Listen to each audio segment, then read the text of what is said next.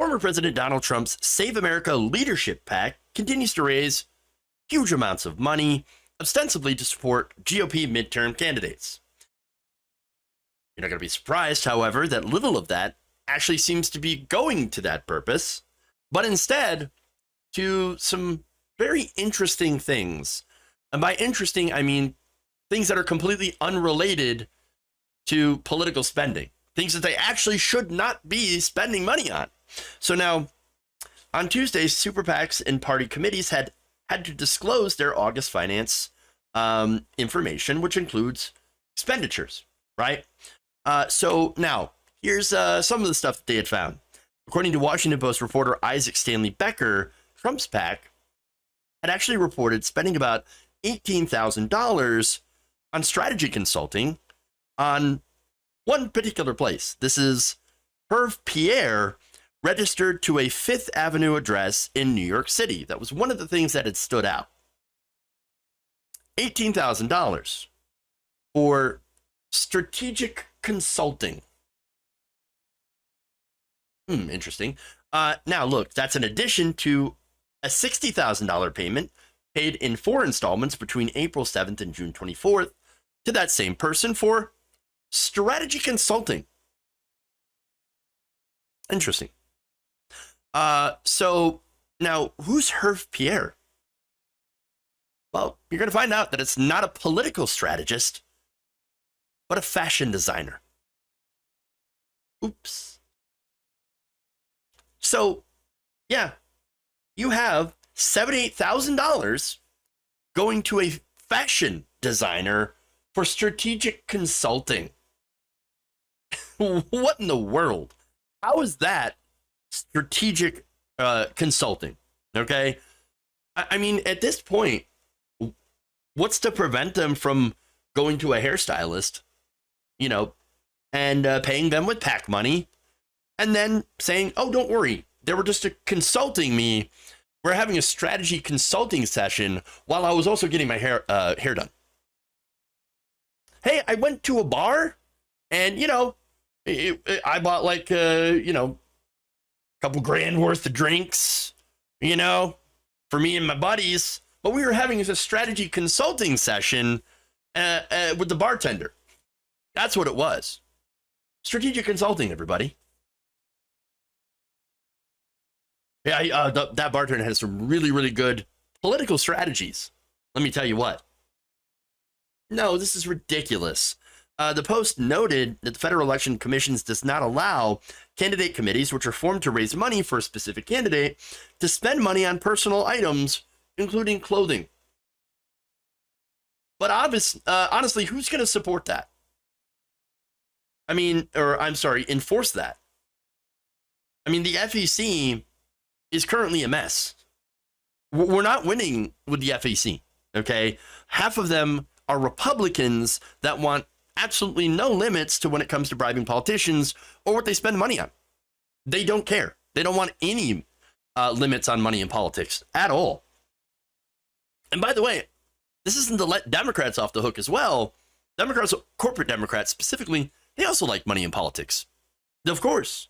But see, here's the thing, though. When it comes to Trump's PAC, it's even more brazen because they're out there admitting it. In fact, look, Pierre had addressed these previous payments in a statement to Women's Wear Daily back in August, saying, quote, as with every other first lady, there's an after the White House life, which involves many other aspects than fashion. I'm lucky to have worked in prestigious houses, to have designed costumes for ballets, and more recently to work in home decor. There are many upcoming projects in this after White House stage. Okay, well, look, that's great and all, but honestly, why are Donald Trump's donors paying for that? If you want, Mr. Pierre's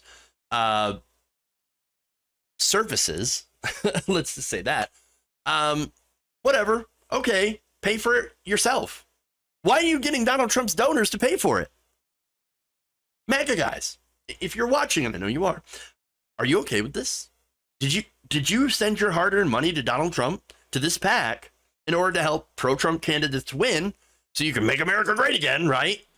Or did you send that money to have Donald Trump and his wife live fat off your cash while you're struggling? Or to use it to pay their legal bills before that they had racked up before they even got into office? Look, Politico notes that Trump's PAC had spent in August about $3.8 million on Trump's legal fees. Please tell me. I want to know.